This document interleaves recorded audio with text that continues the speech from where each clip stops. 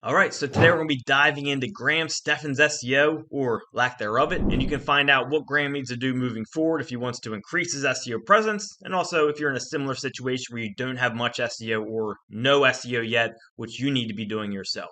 Let's jump on in. All right, so let's jump into Graham Stephan's SEO. Now, hopefully I'm pronouncing his name correctly. I believe I am. But before I did this video, I did a quick analysis just to get an overview of what he currently has going on. And what I found is he doesn't have much SEO in place. This is interesting because this will help see what I would do for him if I was his SEO person. And also, if you're in a similar situation, I know a lot of people are, it will help you determine what SEO approach you want to take. So before we get into that, let's actually look at what SEO he has going on behind the scenes here. So if we go to grahamstephan.com, we see he has about 100 referring domains. He's got a little bit of traffic there, a little bit of traffic value, URL rating of 27. So not super powerful in terms of the strength of his domain. But what I want to take a look at is the strength of his backlinks and see what type of links he has currently to see what type of base he has to know where I would take it from here. So I'm going to organize by domain rating first. And we can see first link from fandom, link from businessinsider.in. That's a pretty good link there. 84 domain rating. Homeedit.com, that's decent. LewisHowes.com. So someone in the niche, which is similar. And this is, I like this link. I would try to get more of these links. Just to give you a preview of the approach I'd be taking if I were Graham. I'd be getting more of these type of links, and I'll tell you what I would do to get that type of stuff going. Money Inc. Okay, share story, blogging tips. These are all in the 70s for domain rating, high traffic. So that's good. Realty Biz News,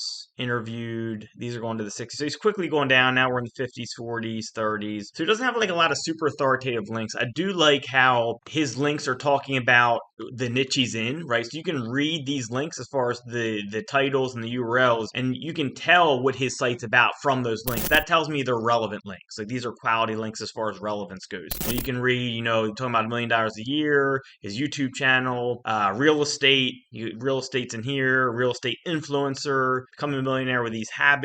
And these are all things that Graham has to do with, right? So I like the quality of his linking. The problem is he just doesn't have a ton of authority yet. With 100 referring domains, that's pretty good. That's not bad.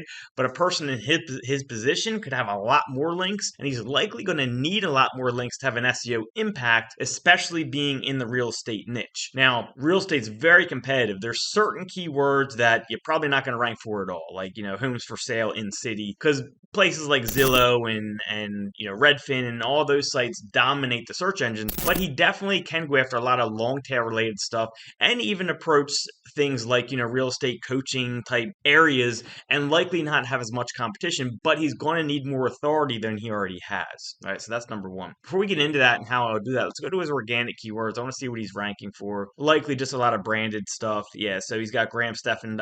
He's ranking for number 2 actually for that. So he should definitely needs to work on getting his name ranking number 1. Let's see who's number 1. It's likely like his YouTube channel or stuff or something like that. Graham Stephan. So it's his YouTube channel is number 1. Then his website's number 2. So that's not bad. I'd rather have my website number 1, but his YouTube's huge.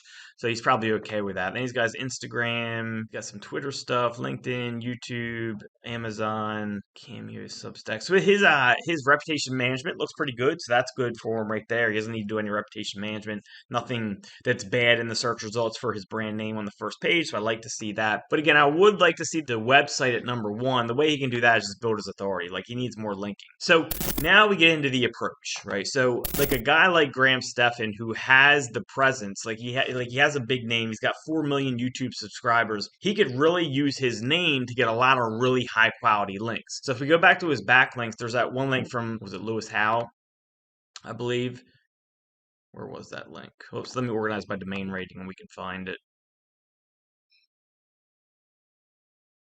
And I'll start telling you the approach I would take if I were him. So, all right, so here's Lewis Howe. So basically what he got this link by being on Lewis Howe's podcast. Lewis Howe's another big kind of author, and I think he's in real estate as well. So he's like in a similar field. Like I'm talking like Tony Robbins people and like the people on that. Not that he's that big, but people in that field.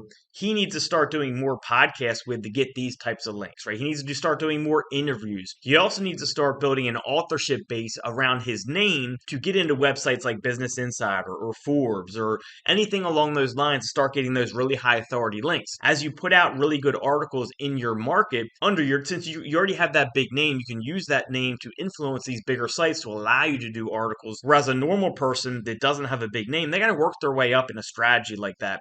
They have to start at small websites, build up their authorship, move up to medium level sites, build up their authorship more. And then finally, once you get like hundreds of articles down that have a lot of presence behind them and a lot of following behind them and are well written, then sites like Forbes and Business Insider and money.com and all of those type of places that accept high quality authors will start accepting you as an author. Graham can likely skip that step by using his big name to produce high quality articles in his niche and go right to those big sites and see if he can get an authorship right away. That will allow him to get very high quality links back to his website very quickly boost the authority of his site, and then he can start producing his SEO content.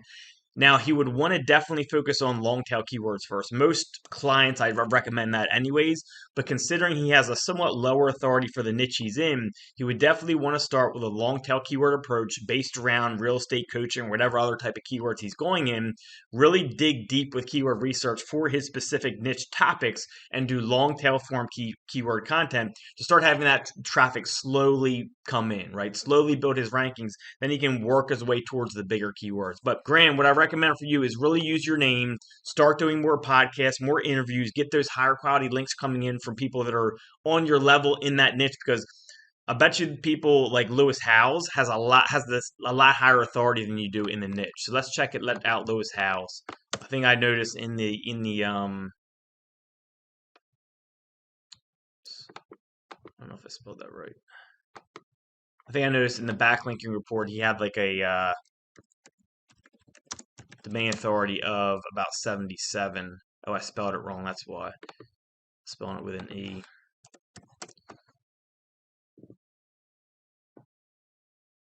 Yeah, so Lewis Howes is a URL rating of 80, 7,000 referring domains. Look at that traffic value is way up there, lots of keywords.